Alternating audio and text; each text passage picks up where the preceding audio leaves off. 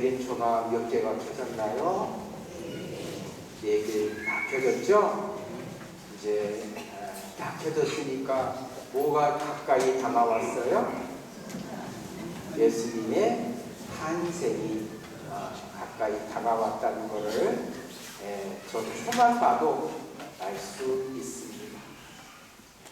여러분들 대림 시기 초기에 내가 이번 대림 시기에는 좀 담배도 끊고 또 술도 절주하고 또 남에 대한 그러한 화내고 분노하는 마음도 줄이고 미워하는 사람을 미워하지 않도록 기도하고 노력을 해야 되겠다 하는 그러한 기타 등등의 계획을 여러분들 세우셨어요?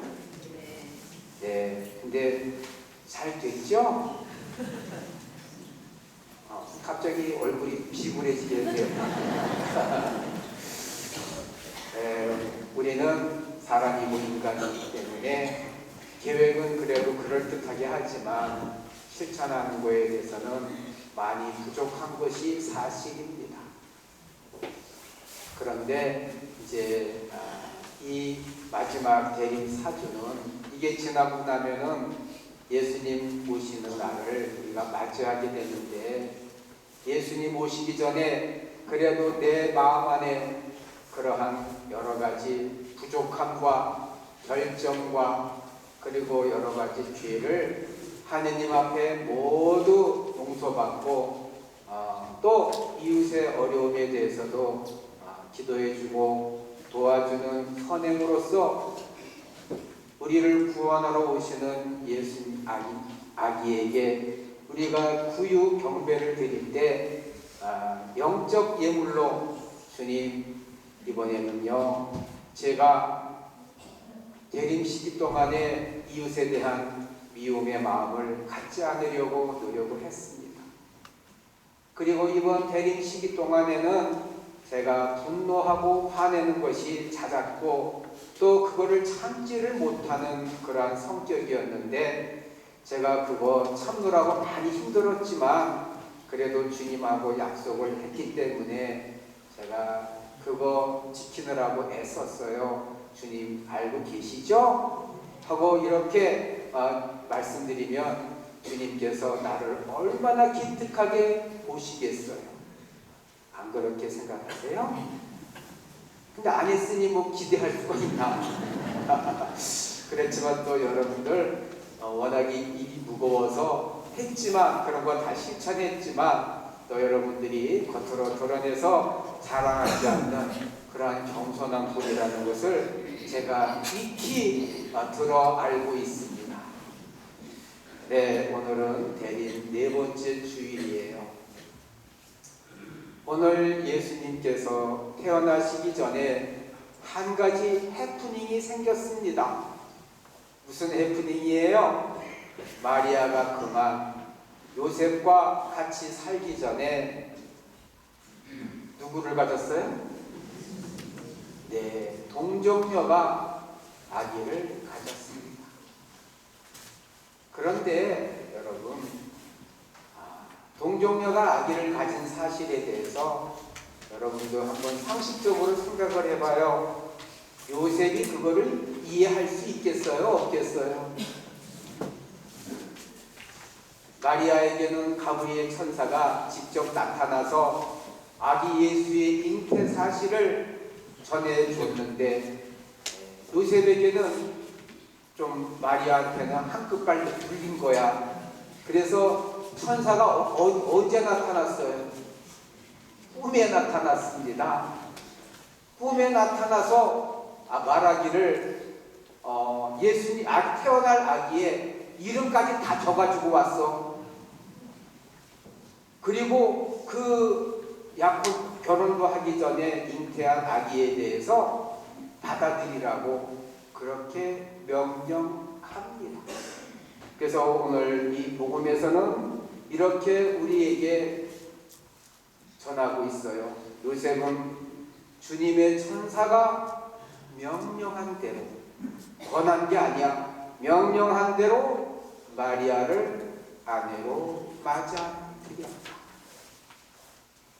그런데 결혼도 하기 전에 이렇게 아기를 가진 여인을 아내로 맞아들이는 과정에서 요셉이 인간적으로 가졌던 그러한 갈등과 고통은 이루 말로 헤아릴 수 없을 만큼 컸을 거예요.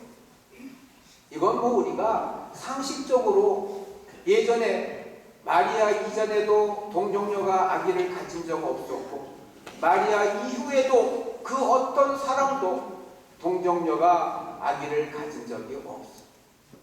전무후무한 이 역사적인 사실을 요셉이 갑자기 전해 듣고 이거를 받아들이는 데에는 엄청난 어려움이 따랐을 거예요. 여기에 성서는 요셉을 이렇게 이야기합니다. 요셉은 의로운 사람이었다. 여기서 의로운 사람으로 규정을 지은 이유는 뭘까요? 요셉은 의로운 사람이었다. 바로 마지막 대목에 요셉은 주님의 천사가 명령한 대로 순종하였다. 받아들였다. 마리아를 아내로 맞이했다. 굉장히 어려운 결정. 여러분들 수도원에 가게 되면은 수사님이나 또 수녀님들 또 저희들이 교구장 앞에서 신부될 때 순명서약을 합니다. 주교님이 하시는 말씀을 토달지 않고 그대로 제가 복종하겠습니다. 순명하겠습니다. 받아들이겠습니다. 수도원도 3대 서원이라는 게 있어요. 청빈서원, 정결서원, 그 다음에 순명서원이 있어요. 뭐 수도원 안에 있으니까 정결서원 가능합니다. 또 워낙에 개인의 재산을 소유할 수 없으니까 수도원의 규칙상 청빈할 수밖에 없습니다. 그런데 가장 어려운 서원은 순명서원입니다. 순명이라고 하는 것은 입으로는 네 알았습니다. 춘추년님 장상에게 이렇게 얘기를 했는데 돌아서서 불평 불만을 토로하고 그것에게 대한 반대를 생각하고 억울해하고 이렇게 되면은 그 사람이 그것을 실천했다 하더라도 그 사람은 장상의 말에 순명하지 않은 겁니다. 이만큼 순명은 생각과 말과 행동이 일치되게 그 말씀을 그대로 믿고 따르는 것이 순명인데 바로 요셉은 천사가 전해준 그 말에 대해서 이해도 할 수 없었고 도무지 이게 무슨 얘기인지 깨닫지도 못했지만 천사가 전해주었기 때문에 그리고 하느님의 말씀을 전해주는 역할을 하는 천사가 하느님의 말씀을 전했기 때문에 이해할 수 없었고 깨달을 수 없었고 여러 가지 복잡한 감정이 있었지만 요셉은 명령한 그대로 마리아를 아내로 맞아들였습니다. 그래서 성서는 이러한 순명의 하나의 귀감이 된 성 요셉을 의로운 요셉이라고 그렇게 우리가 인정하고 하느님께서는 의로운 성인으로 요셉을 하느님의 양 아버지로 인정을 하신 겁니다. 형제자매 여러분, 우리는 천주교 신자로서 하느님께서 우리에게 명하신 계명에 대해서 여러 가지 지켜야 할 것들이 많이 있어요. 우리는 여러 가지 핑계를 대고 합리화를 시키면서 또 그것을 안 하려고 여러 가지 꾀를 내면서 우리가 이리저리 비껴서는 것은 하느님께 대한 우리의 예의가 아니라고 생각을 합니다. 언제나 주님의 말씀에 마음을 기울이고 귀를 열어서 주님께서 나에게 가르쳐 주신 계명을 힘들더라도 어렵더라도 당장에는 이해가 가지 않더라도 그 말씀을 지킴으로써 내가 세상적인 손해를 보더라도 이것은 주님의 말씀이니까 내가 그대로 따라야 하겠다, 받아들여야 되겠다, 순명해야 하겠다 하는 것이 하느님을 아버지로 둔 자녀들의 의무여 도리라고 생각을 합니다. 언제나 우리를 사랑하시고 우리의 지은 모든 죄를 용서해 주시는 하느님께서 우리의 모든 삶을 축복해 주시고 또 우리에게 당신의 평화를 내려주시기를 기원합니다. 아멘.